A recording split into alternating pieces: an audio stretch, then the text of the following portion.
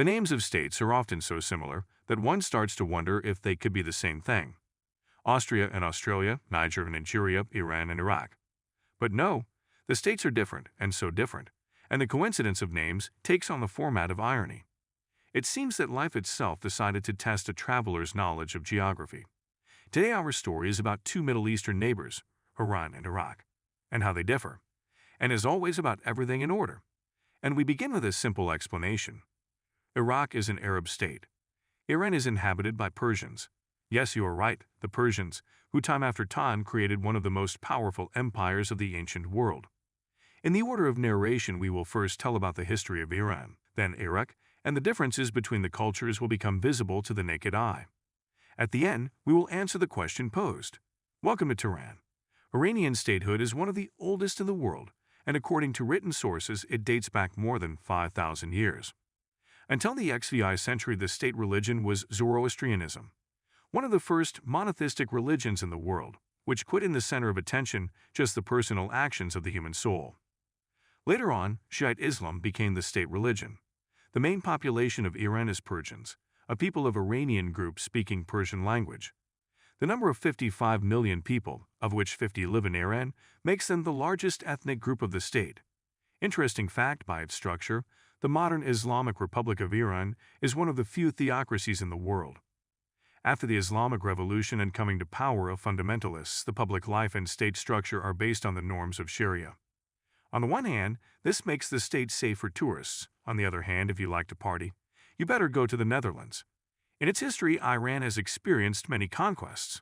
From the conquest by the army of Alexander the Great to the Arab, Mongol, and Turkic conquests.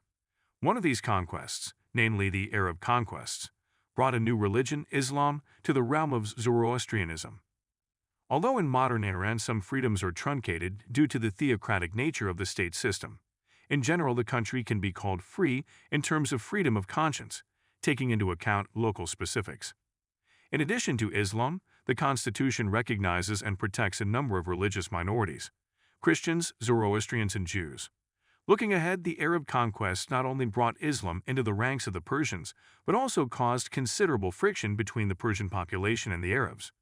Although Islam was eventually accepted as a doctrine, the Arabs were soon expelled. The Abbasid and Umayyad caliphates established in mainland Iran became the zenith of Islam's golden age. At the same time, the fall of the Abbasid Caliphate during the Mongol conquest by Hulagu Khan and the Battle of Baghdad in 1258 brought the period of the golden age of Islam to an end, and the ruin of the Baghdad libraries can be considered one of the greatest losses of knowledge to mankind. Our attentive viewers may have noticed we talk about, sort of, Persia, but we also mention the Arabs in Baghdad, the capital of our second guest, Iraq. And you would be right, the histories of the two states are so intertwined that it is sometimes impossible to separate the events of one from the other. And it is worth asking the question, is it necessary to do so? We believe, no, to consider one history in isolation from the other is to condemn oneself in advance to a mistake.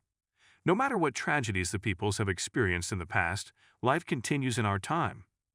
The modern Iranian state was created by the Islamic Revolution more than 40 years ago. It has been under sanctions from Western powers for most of that time. Think about it. More than 4 decades of sanctions pressure, and yet Iran is a developed state that plays an important role in the Middle East. Moreover, it is the only Islamic state that has come close to creating its own atomic bomb, and naturally, this does not please many people. First of all, Israel, which for many years has been doing everything to prevent such a development. Separately, it is worth mentioning the relationship between the two states. Although now they can be called warm, under former Iraqi President Saddam Hussein, the countries fought a bloody war for almost 10 years, which ended with the status quo and the deaths of tens of thousands of people. And if we've talked briefly about Iran, it's time to turn our gaze to Baghdad. The swords of Qadisiyah salute you. Even people far removed from history and politics have heard at least something about Iraq. At least they have heard of the Iraq War, which began in 2003 to overthrow the rule of Saddam Hussein. However, this is just the tip of the iceberg. Iraq has a long history. For starters, Iraq is Mesopotamia, the cradle of human culture and civilization. Here's to the Sumerian city-states, the birthplace of writing, ancient Babylon, the Akkadian Empire, Assyria, until eventually Cyrus the Great conquered the modern lands of Iraq, including them in the Persian Empire. Thus, the destinies of the two peoples begin to intertwine in ancient times and are inextricably linked until the current day. Closer to the VI century AD, the territory of Mesopotamia is finally conquered by the Arabs, including it in the Arab Caliphate, the very same that would later conquer the Persians. Islam is finally established as the dominant religion, and its centers become Basra and El-Kufa. Separately, it should be mentioned that Shiism originated in Iraq, and the majority of modern Iraqis are Shiites. Former President Hussein, on the other hand, was a Sunni. For the relationship between the nations, an important clarification. The histories of the two nations are so intertwined that it is not clear whether we are talking about Iraq or Iran. Be that as it may, contemporary Iraq presents a very disturbing picture. First of all, it is connected with the consequences of the military operation of the Western countries against the well-known group. The ethno-regional map of Iraq is quite colorful.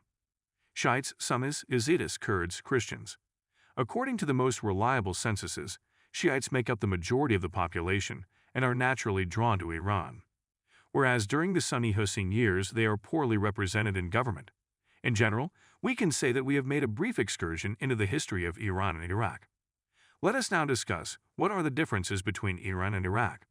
At first glance, both states have a similar name, profess the same religion. Their history is intertwined so that they conquered each other every few hundred years, changing in turn.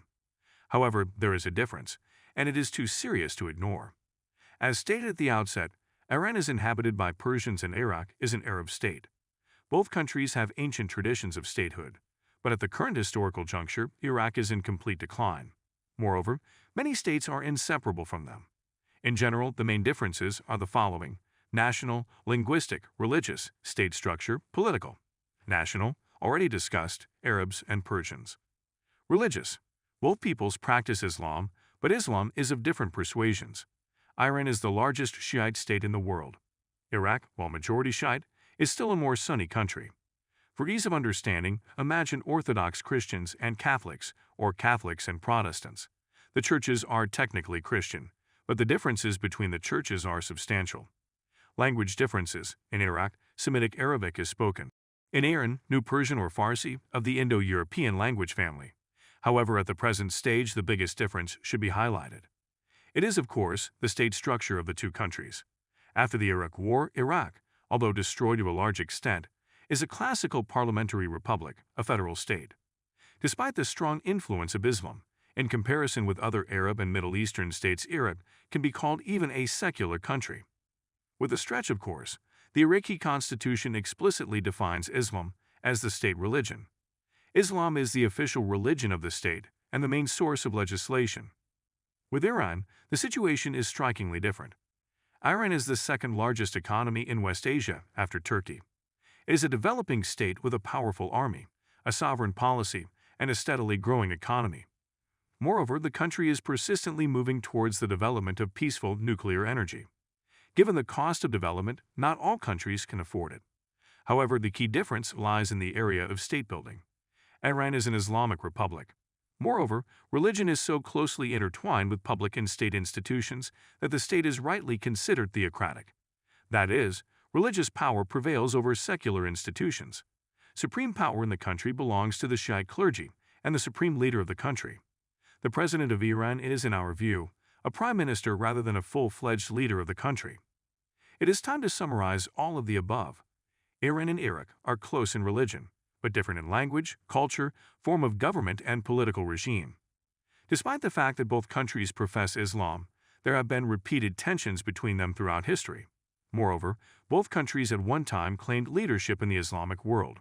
And if after the defeat in Desert Storm Iraq has lost any chance of leadership in the foreseeable future, it is not even certain that it will be able to survive as a unified state.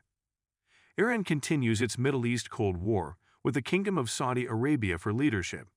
Foreign policy orientations should not be forgotten either. Iraq is oriented towards Western countries, while Iran pursues its own policy. Most with a focus on Russia and China. Be that as it may, the story of the guests on our program is extremely interesting. Let's see how events will develop further. And what differences in politics and world importance of the states have you found, dear friends? Write your opinion in the comments until new meetings on our cozy channel. Subscription, likes, and bells are the best reward for us.